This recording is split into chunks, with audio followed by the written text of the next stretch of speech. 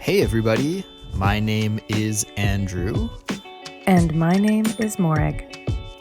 And you're listening to Culips.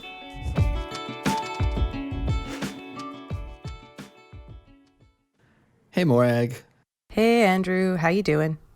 Not too bad. How about yourself? Oh, I'm all right. I'm having one of those weeks though. One of those weeks.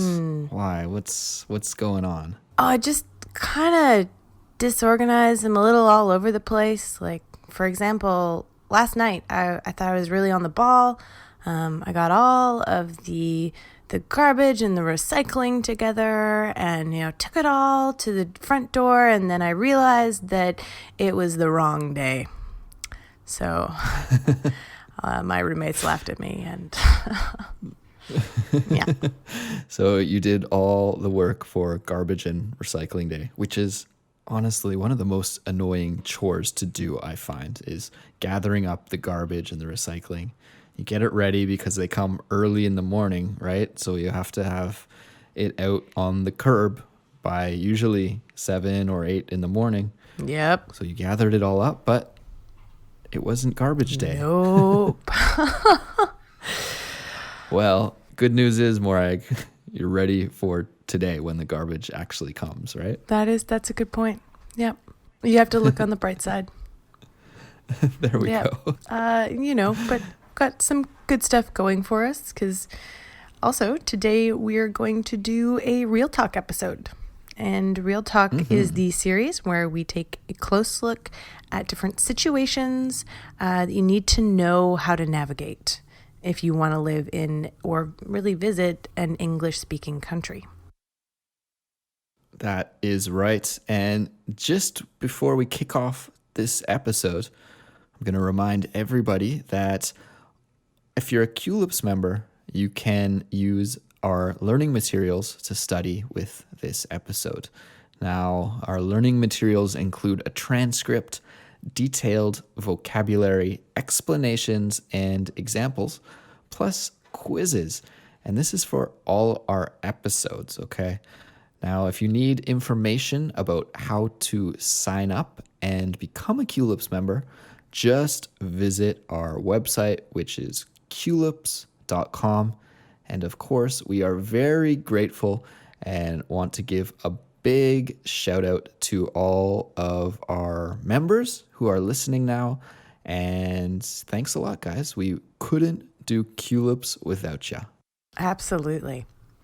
So, okay, Andrew, in this episode, we are going to talk about how to refuel your car and how to talk about that in English. Ooh, making a visit to the gas station. I like it. All right. Well, Morag, this is something I guess that everyone needs to do, right? Unless you're like me and you don't really drive very often. Yeah. Or, you have an electric car, or you're like me and you don't actually have a car except for when you rent one. But on vacations, I've always had to refuel the rental car, or on moving day. You always have to refuel the van. Yeah, that is correct. So I guess maybe a better way to phrase it is that getting gas and refueling your vehicle is something that many people need to do, but not everybody. It's true. But when you need to do it, you really need to. There is not, I don't know if there's anything more useless than a car without gas. It's totally true. Anyway, so the plan for today's episode is that we are going to listen to a conversation between a customer who is fueling her car and a gas station service attendant. And then after we listen to that conversation, we're going to break it down and take a look at the must-know expressions and vocabulary. So let us take a listen to that conversation right now. And we will get to it just after this message. Do you like listening to Culips? If so, please show your support by leaving Culips a 5-star rating and a review on iTunes or Stitcher. This helps new listeners find the show. So don't delay. Rate and review today.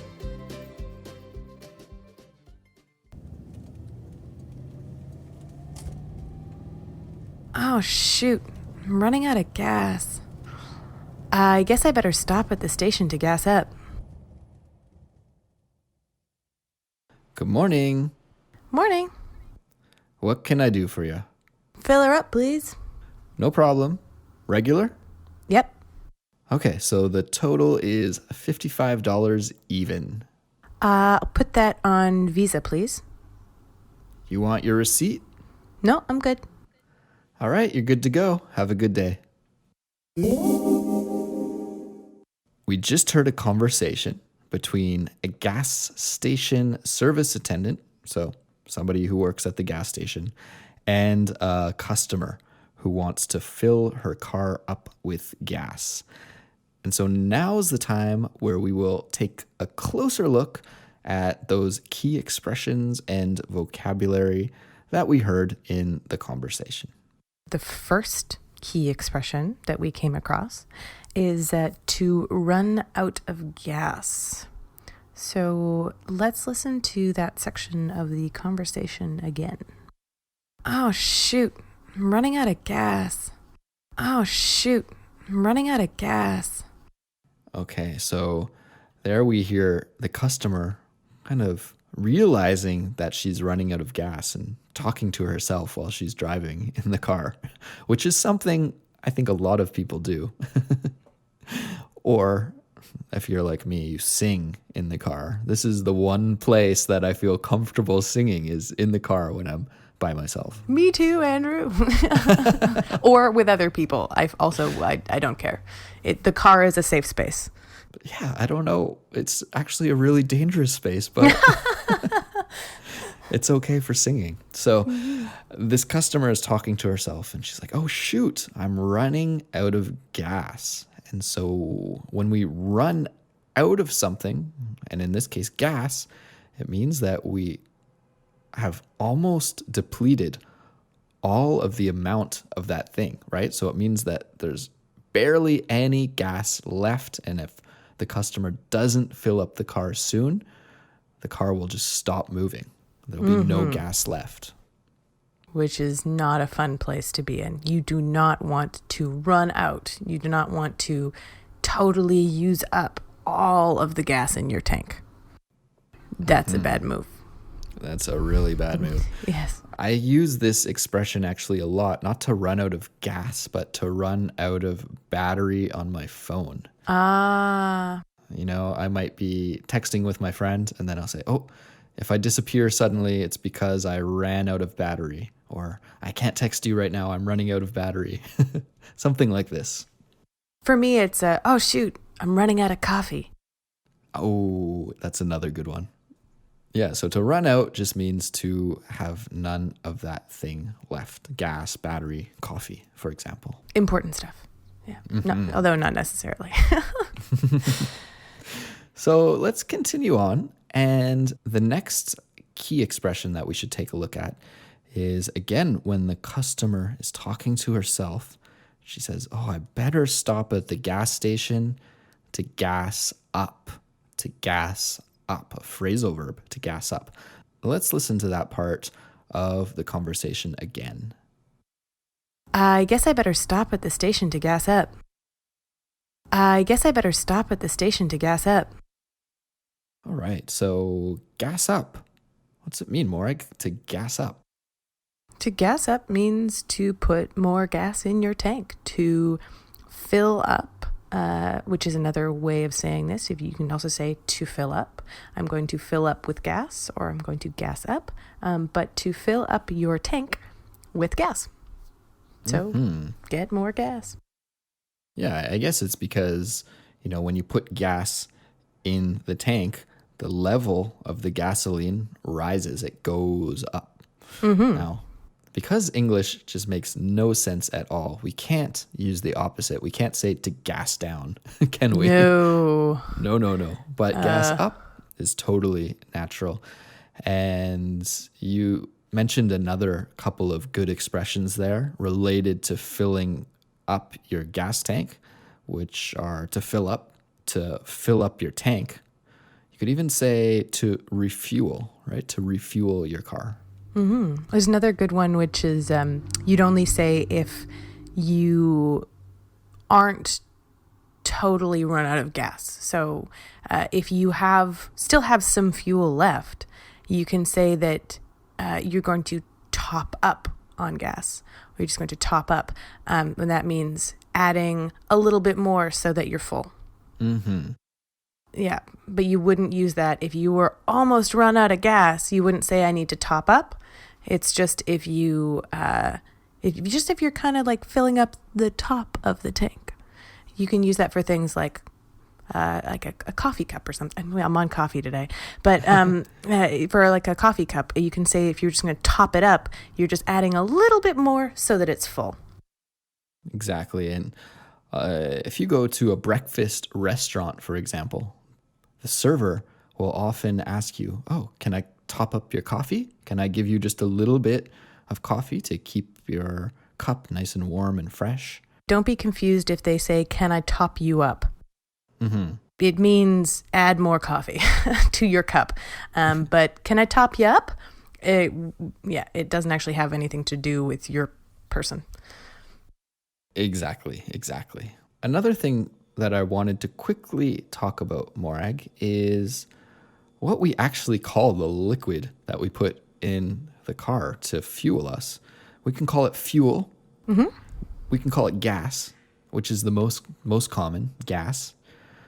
You can use the longer word gasoline. Yes.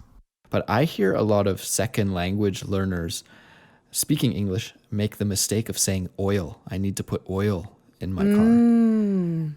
That's not correct. It's not. I mean, we do put oil in our car, but it's for a different use, right? The oil that we put in the car actually goes in the motor. It's a motor oil, and it's used to lubricate the different parts of the car and keep everything moving smoothly. Being low on oil and being low on gas are two different things in the English language. So definitely make sure that you're not confusing those terms, motor oil and gas. And if you're interested in learning British English, then you're going to want to know the word petrol, because that is what all those crazy people across the pond call gas. They call it petrol. Yeah, you can go to a petrol station.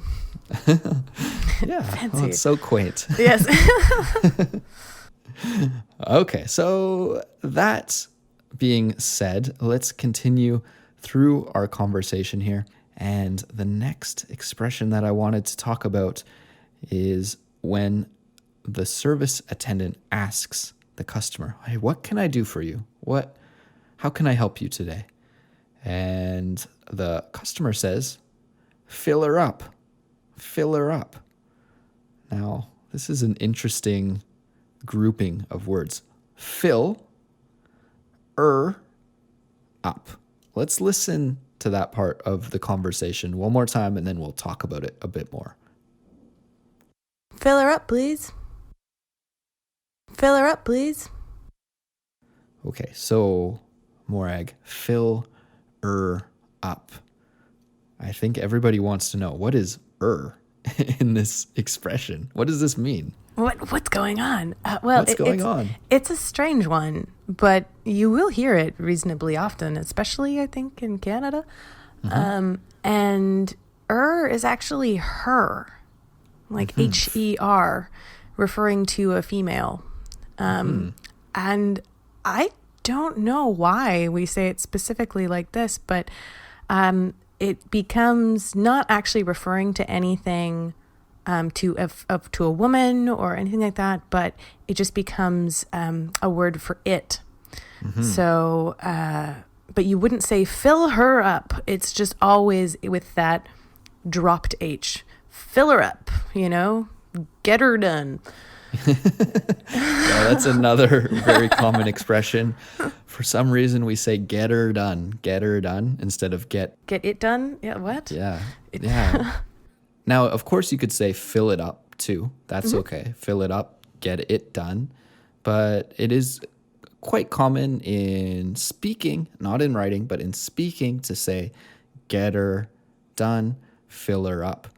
And yeah, I'm not exactly sure why either, Morag, but I do know that we have the tendency to refer to vehicles not as women, but we use the like female pronouns to talk about vehicles. Like, for example, a ship. We could see a ship and we'd say, oh, she's a beauty. It's a really nice ship. I think that's where it comes from, Andrew. Like ships are female, or ships always have women's names, right?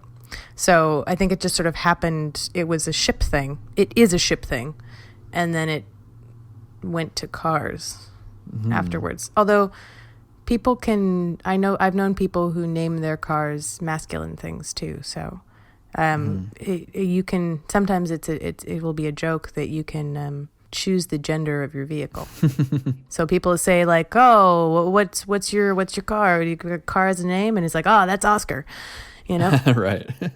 And then your car is now a man, maybe. But you still, in these situations, you would not say fill them up.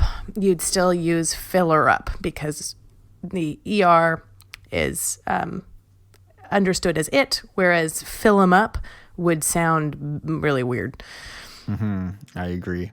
Now, I wonder if our listeners around the world have this same cultural habit of nicknaming their cars and assigning a gender to their car, because this is something that, you know, most people do. They make a nickname for their car, especially younger people, maybe when they're buying their first car. But yeah, I'm really curious. So if in your culture and your country you nickname your vehicles, send us email, contact@culips.com, or leave us a comment on our website, because I would really be curious to find that out. Yeah, me too. Okay, so moving on, the next expression is when the service attendant asks the customer simply, regular? Regular? All right, so what's going on here, Morag? What does it mean, this question? Regular? Well, this question is referring to different grades of gas. So there's usually 3, 4 if you count diesel, which is slightly different. So usually you have regular is going to be the cheapest, and then different gas companies will have different words sometimes, but you'll have like regular, I don't know, premium and like super premium, and they get more expensive. So what you want to do is just take a look when you go into a gas station, or when you're pulling up to the pump, and just look at what's going on and what things are called, and then you can choose what type of gas you need. Because, you know, some cars need the more expensive stuff, and some are happy, totally fine with regular. As was our customer with regular gas. I think I've only ever bought regular gas. Yeah, I've never bought, like you said, they have different names at different types of gas stations, but it's always like Supreme or Supreme Plus or Ultra Big Supreme. I don't know. It's like something like that. Yeah, okay. Yeah, I don't know what's going on there, but you know, most of the time, regular. Yeah, it's good. For me, it's always regular. Now, in this conversation, we heard a customer speaking with a service attendant. And this type of gas station where you get this service, where you actually talk to somebody, we call this a full service gas station. And to be honest with you, this is becoming a kind of rare occurrence. I mean, you still can find full service, but a lot of gas stations these days are self-service. And what does it mean, a self-service gas station? Well, a self-service gas station is one where no one comes to actually pump your gas for you. So self-service, you are doing it yourself. So you have to get out and pump the gas yourself. Depending on the province that you're in Canada, you'll either be able to pay at the pump, or you have to sometimes go inside and pay before you pump your gas. It's that way in BC, for example. You have to go inside and pay first, and then you can add the gas to your car. Right. They don't want people driving off without paying for No. the gas. So, you usually do have to make a prepayment before you can pump the gas. And Morag, you just mentioned a nice alliterative expression here. Pay at the pump. Yeah. Yep. What does it mean if you pay at the pump? Pay at the pump is a term that is on a lot of gas machines, the stations that you actually pump the gas from. And it just means that there is a slot, a way for you to pay with your debit or credit card at the physical pumping station. So the same place where you pump the gas and select your grade of fuel and do all that stuff, it will also have a little machine in the top so that you can pay with a card right there. So that is pay at the pump. Yeah, exactly. So if you're listening to this episode and you're like a little bit overwhelmed, you think, I don't feel comfortable, I don't feel confident yet going to a full service gas station and talking to an attendant, well, don't worry. At least in this specific situation, you can avoid talking to anybody by just going to a self-service station and paying at the pump. Mm-hmm.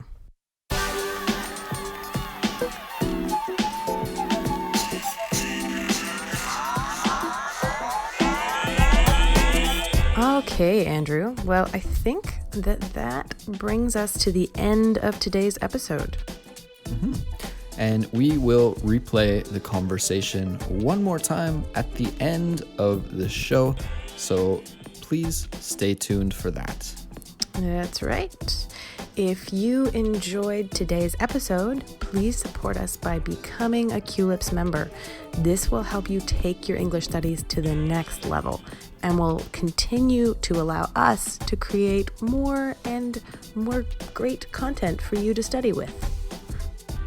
If you have any questions or comments for us, you can send us a message through our Facebook page, which is facebook.com/QLIPS podcast, or visit our website, QLIPS.com.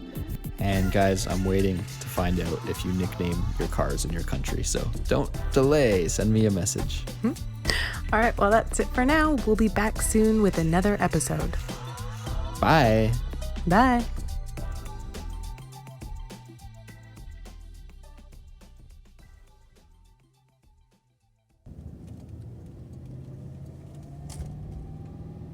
Oh, shoot. I'm running out of gas. I guess I better stop at the station to gas up. Good morning. Morning. What can I do for you? Fill her up, please. No problem. Regular? Yep. Okay, so the total is $55 even. I'll put that on Visa, please. You want your receipt? No, I'm good. All right, you're good to go. Have a good day.